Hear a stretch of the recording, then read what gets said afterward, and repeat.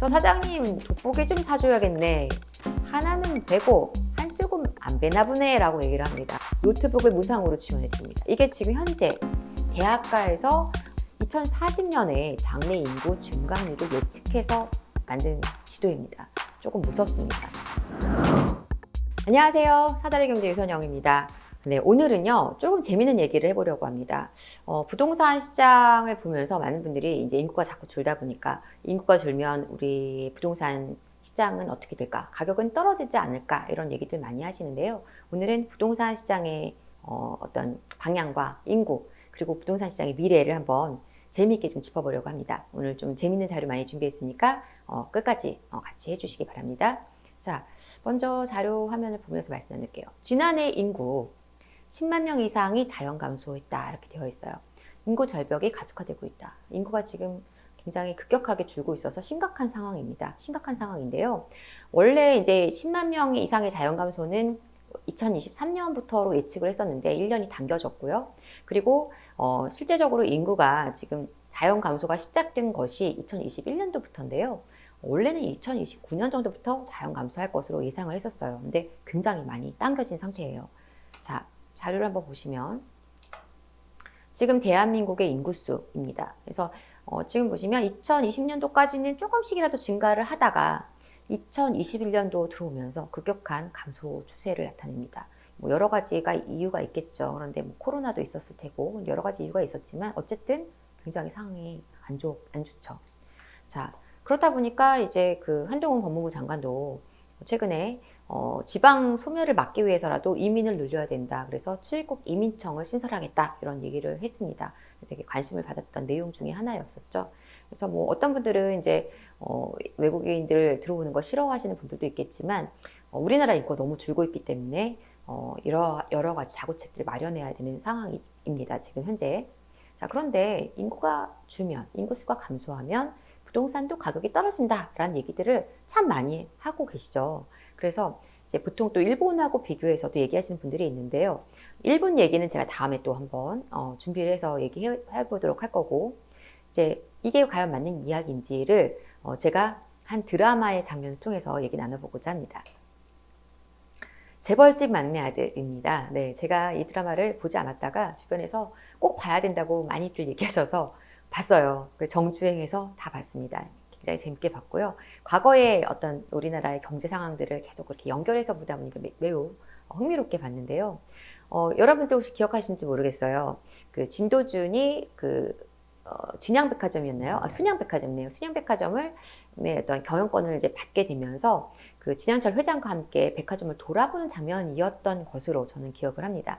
아무튼 둘이서 백화점을 방문을 했어요. 그래서 이제 가구 매장을 한번 돌아보게 됩니다. 그래서 이제 그 가구 매장을 돌아보면서 진양철 회장이 얘기를 합니다.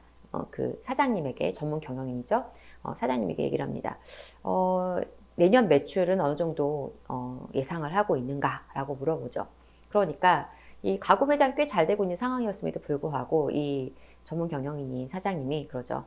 지금 이제 혼인 비율도 자꾸 줄고 있고 출산율도 자꾸 떨어지기 시작을 하고 있어서 이제 인구가 줄 것이라서 어떤 가구 매출을도 좀 보수적으로 잡는 게 좋을 것 같습니다. 라고 얘기를 합니다. 자, 그러자 진양철 회장이 뭐라고 대답했을까요? 진도준에게 그럽니다. 저 사장님 돋보기 좀 사줘야겠네. 하나는 배고 한쪽은 안 배나 보네 라고 얘기를 합니다. 그러면서 이런 얘기를 하죠. 사람 머릿수는 준다 해도 1인 가구 수는 앞으로 는다 하되 쭉 는다 하되 그러면 집집마다 겨우 하나씩 팔아먹던 소파를 방방마다 하나씩 팔아먹는 그런 세상이 온다는 그런 말 아이가 라고 얘기를 하는 것이죠. 제가 있는 그대로 여러분들이 상상하실 수 있게 썼는데 사투리는 좀 부족하네요. 아무튼 자, 여러분 이 장면을 기억하고 계시나요? 저는 이거 우리 유튜브 구독자분들과 꼭 나눠야지 라고 생각했었어요. 결국 무슨 얘기냐면요. 인구수는 줄지만 소파만 많이 필요한 게 아니고요. 이 주택도 많이 필요합니다. 왜냐하면 1인 가구 수가 늘기 때문에. 자, 앞에 그래프 한번 다시 볼까요? 대한민국 인구수는 2020년까지 증가하다가 21년부터 감소를 시작했어요. 자, 그런데 가구 수는 어떨까요? 2016년부터 지속적으로 증가하고 있습니다. 1인 가구 수의 증가 아주 무서운데요. 지금 보시면 가구별 세대 구성 비율을 보시면요. 4인 세대로 되어 있는 가구, 지금 보시면 2016년도부터 계속 감소하는 걸, 크게 감소한 걸 볼 수가 있고요. 3인 그 세대로 구성된 가구도, 3인 가구도 지금 굉장히 감소하는 폭이 조금 보이죠. 확실히 줄고 있어요. 근데 2인 세대에는 2인으로 구성된 가구 수, 1인으로 구성된 가구 수는 굉장히 많이 늘어난 걸 볼 수 있고, 특히나 1인 가구 수가 상당히 크게 증가한 것을 확인할 수가 있습니다. 결국 인구가 줄어도 1인 가구 수가 늘면 부동산 수요는 늘 수밖에 없죠. 왜냐하면 부동산을 두 명이, 예를 들어서 한 집에 두 명이 살았다면 이제 두 집에서 살아야 되고요. 이제 각자 두 집에서 살던 두 명은 네 집에서 살게 되고요. 네 집에서 살던 두 명은 8집에서 살게 되는 것이고, 거꾸로 또 3명이 한 집에 살았다면 3집이 필요한 거고, 4명이 한 집에 살았다면 4집이 필요한 거예요. 하나가 4개가 되거나 하나가 3개가 돼야 되거나 하나가 2이 돼야 되는 상황이죠. 그러니까 인구가 줄어도 부동산 수요는 늘 수밖에 없는 상황이라는 것입니다. 근데 중요한 게 있어요. 인구수가 감소하면 변화가 생기긴 합니다. 자, 그 변화가 뭔지 매우 중요한데요. 여러분 벚꽃 엔딩 아시나요? 노래 있죠. 뭐 꽃잎이 휘날리는 이런 노래 있죠. 근데 이 벚꽃 엔딩은 그런 의미가 아니고요. 요즘 대학가에서 번지고 있는 이야기죠. 벚꽃이 지는 순서대로 대학가가 사라진다. 대학이 사라진다. 이런 얘기입니다. 지금 보시면 요 이제 화면은 뭐냐면 이제 그 대학에서 어떤 이벤트를 마련한 것입니다. 두 손 잡고 장학금 안내사항 이렇게 해서 이제 수시에서 합격한 친구가 일반 전형의 그 친구를 이제 추천해서 데리고 오면 혜택을 줄게, 뭐 이런 내용이에요. 자, 다음 볼까요? 아이패드 9세대 전원 지급, 100만 원 지급, 노트북을 무상으로 지원해 드립니다. 이게 지금 현재 대학가에서 그 입학생을 유치하기 위한 전략입니다. 자, 근데 이 전략들을 어디서 하고 있을까요? 서울에서 있는 학교들, 수도권에 있는 학교들이 아니고요. 바로 지방에 있는 대학들이 하고 있습니다. 기사를 볼게요. 충원 미달의 지원자 0명까지 지방대 신입생 모집 미달 위기 가속화 이렇게 되어 있습니다. 원인은 학령인구 감소죠. 학령인구, 즉 인구의 감소로 인해서 비수도권 지방대 중심으로 신입생 미달 위기가 가속화되고 있다는 것입니다. 23학년도 대입 수시 모집에 경쟁률이 6대1을 넘지 않는 4년제 대학이 96곳인데 이 가운데 지방대는 절반을 넘는 77곳이 포함되어 있어요. 특히나 지원자가 전문화한 학과도 늘고 있어서 전국에 26개 학과가 지원자가 한 명도 없다라는 거예요. 자, 그런데 이것이 수도권과 서울에 있는 학교 얘기가 아닌 것이죠. 왜냐하면 서울과 수도권으로 지방에 있을 수요들이 다 끌려오는 거예요. 인구가 줄어도 서울의 수요는 계속 채워지죠. 수도권의 수요도 채워져요. 저 끝에 있던 지방에 있는 학교들만 수요가 자꾸 빠져나가는 겁니다. 뭐 중간에 그 유지를 하지 못하고 이탈하는 수요도 상당히 많다고 합니다. 그러니까 학교를 끝까지 졸업하지 않고 중간에 이제 뭐 학교를 옮겨가는 그런 상황들도 발생을 하고 있다라는 거죠. 그래서 이건 굉장히 이제 심각한 상황인데요. 사실은 학령 인구는 주는데 지방대는 미달 사태가 나지만 서울의 정원은 미달이 되지 않아요. 스카이의 정원은 미달되지 않죠. 이게 중요한 포인트입니다. 대학교만 그런 게 아니라는 얘기입니다. 자, 지도를 하나 보여드릴게요. 지방 소멸 위험 지수인데요. 지방 도시들이 소멸할 수 있는 그 위험 가능성이 높아지다 보니까 이제 과거부터 자료 데이터들을 쌓아서 비교할 수 있도록 만들어진 자료인데요. 이것은 2000년대 지도입니다. 2000년대. 색깔이 이제 더 초록색일수록 안전한 소멸 위험이 아주 낮은 도시가 잘 활성화되고 있다라는 뜻이 되겠고요. 색깔이 노란색으로 또는 빨간색으로 갈수록 소멸 위험도가 높아지는 거예요. 자, 2010년 넘어오니까 10년 지나니까 상당히 많은 도시들이 그 주황색 빛으로 변했고 또 노란색 빛으로 좀 변했죠. 그래서 지금 저희 서울 수도권 일대와 그리고 대전 일대, 세종시 일대와 그리고 이제 부산 쪽 일대 이렇게만 지금 어느 정도 안정적으로 보이고 2020년으로 가보겠습니다. 이제는 빨간색까지 나오기 시작했어요. 빨간색은 소멸 위험 지수가 매우 높다라는 뜻입니다. 그래서 지금 빨간색으로 표시되어 있는 도시들은 이제 소멸할 가능성이 큰 거예요. 그런데 보면 서울 수도권 주변으로도 안전하지는 않습니다. 지금 완전히 안전하진 않아요. 자, 그러면 2022년 3월 현재를 보겠습니다. 네, 엄청나게 많은 도시들이 빨간불이 들어와 있어요. 저쪽에 인천의 강화 쪽도 빨간불이 들어와 있네요. 자, 비교해 보면 2000년도와 2020년도는 엄청난 차이가 있습니다. 굉장히 빠르게 도시들이 소멸 위험에 처해 있는 것입니다. 전국 시군구 절반이 소멸 위험 지역으로 되어 있습니다. 자, 지금 볼게요. 2021년 대비해서 22년에 주민등록 인구 증감을 한번 보면요. 신기한 건 서울도 인구가 감소했어요. 이 인구는 어디로 갔을까요? 네, 이쪽으로 갔습니다. 인천, 경기, 세종으로 갔어요.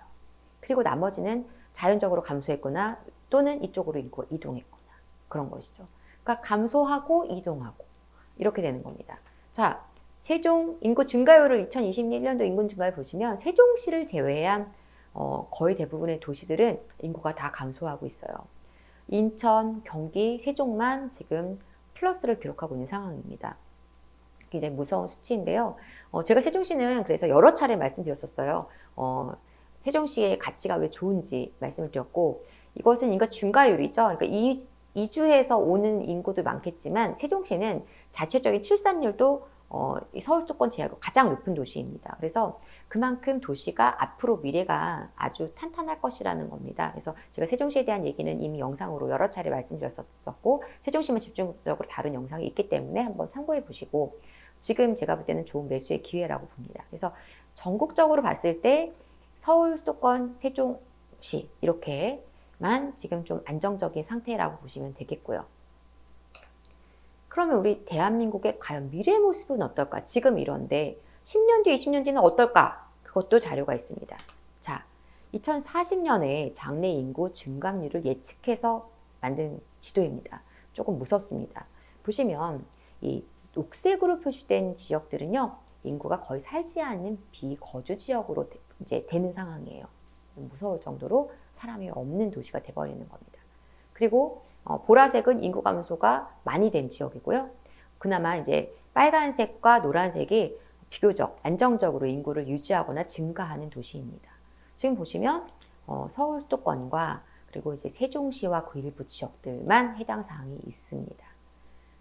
조금 다른 지도를 볼게요. 시군구 단위의 장래 인구 추계 분포를 예측한 지도입니다. 지금 보시면 인구가 꽤 많은 도시로 세종시가 또 걸려 있어요.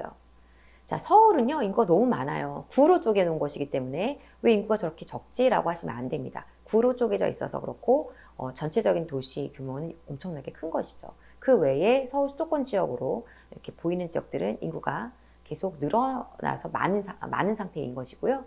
아래쪽으로 지금 빨갛게 되어 있는 여기가, 어디냐면 평택과 화성시입니다. 평택과 화성시. 그래서 평택도 제가 이미 영상에서 미래가치가 좋은 도시로 말씀드린 적이 있어요. 한번 보셨으면 좋겠고 화성시와 평택인데 화성시 전체가 워낙 규모가 크다 보니 체크는 이렇게 되어 있지만 사실은 이제 그 동탄 신도시가 중심이 되는 어떤 인구수가 추측이 되는 것이겠죠. 그래서 이렇게 되어 있고 자 수도권 그 인구의 증감률을 보시면 증가가 계속 되고 있는 도시가 어디냐?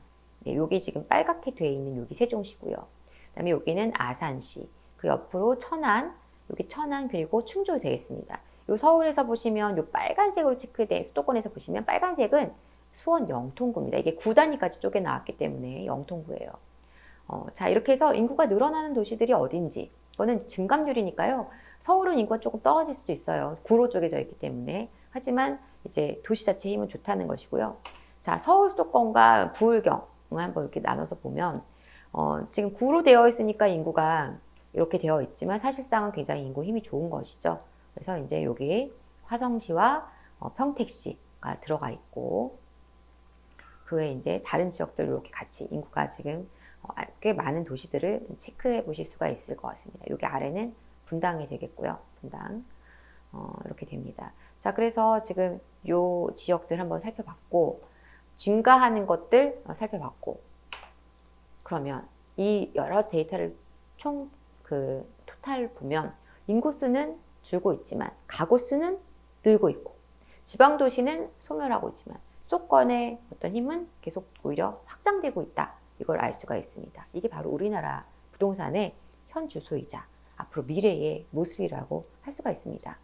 자, 늘어난 부동산 수요는 결국은 특정한 지역으로 집중되게 되어 있어요. 도시는 소멸하기 때문에 특정 지역, 특정 도시들로 집중하게 되어 있죠. 그러면 우리가 앞으로 부동산 투자도 그렇고 어떤 대한민국 부동산의 미래를 본다고 했을 때 어떻게 봐야 될까요? 전략은 굉장히 심플합니다. 늘어나는 1인 가구와 그리고 늘어나는 지역, 늘어나는 도시에 집중하면 돼요. 인구가 자꾸 떨어져 나가는 도시에 우리가 투자해서는 좋은 결과를 볼 수 없겠죠. 늘어나는 인구, 그리고 인구가 늘어나거나 아니면 계속 집중되고 있는 지역으로 가야만 되는 것이죠. 자, 답은 나와 있습니다. 일단 무조건 서울이에요. 왜냐하면 지금 우리가 본 지도를 보면 수도권도 인구가 늘고 있기는 하지만 서울은 그 희소한 가치가 앞으로 더 가속화될 겁니다. 만약에 지금 여기에 제가 제시하지 않았지만 인구가 더 많이 줄어서 수도권 인구도 줄기 시작한다면 수도권 인구는 또 어디로 갈까요? 결국 서울로 갑니다. 물론 그렇게 될 때까지는 상당한 시일이 필요하겠지만 방향은 결국은 서울은 계속해서 집중되는 도시가 될 거라는 얘기는 너무나 자명한 것이에요. 그래서 서울에 집을 사야 됩니다. 서울에 땅을 사야 돼요. 서울에 땅을 사야 된다. 결국은 단독, 다가구, 빌딩, 그리고 안 된다면 수용주택, 빌라 이런 것들을 사야 되겠죠. 토지가 있다면 좋겠지만 서울의 토지는 정말 많지 않죠. 만약에 정 안 된다면 수도권에 집을 사세요. 안 된다면 세종에 집을 사세요. 수도권과 세종에 집을 사시면 실패할 수 없습니다. 다만 저는 강조드리고 싶어요. 뭐를? 그래도 투자라면 서울에 하셨으면 좋겠어요. 내가 거주를 서울에 할 이유가 없거나 서울에 할 여력이 안 된다면 여러 가지 상황들 때문에 수도권에서 머물더라도 투자를 서울에 하셨으면 좋겠습니다. 오늘 그 얘기를 드리고 싶어서 이 얘기를 했고요. 앞으로의 우리가 지금 한 1년, 2년 뒤에 가격이 오를까 내릴까 그것은 부동산 시장을 너무 좁게 보는 거예요. 부동산 투자는 결국은 장기전입니다. 그리고 그 긴 호흡을 우리가 천천히 해 나갈 때 좋은 결과를 볼 수 있습니다. 그런데 그 좋은 결과를 보기 위해서는 앞으로 가치가 계속해서 뻗어나가고 상승해 나가는 자리를 찾아가야 되는 것이죠. 그것이 서울이 되겠고 수도권이 되겠고 더해서 세종시 정도까지 보시면 될 것 같아요. 자, 오늘은 여기서 얘기 마무리 짓도록 하고요. 그러면 다음 시간에는 어떤 식으로 서울을 좀 공략해 볼 수 있을까? 이 얘기도 좀 재미있는 관점에서 드려보고자 합니다. 여러분 오늘도 시청해 주셔서 감사드리고요. 여러분을 늘 응원하겠습니다. 지금까지 사다리경제 유선영이었습니다. 고맙습니다.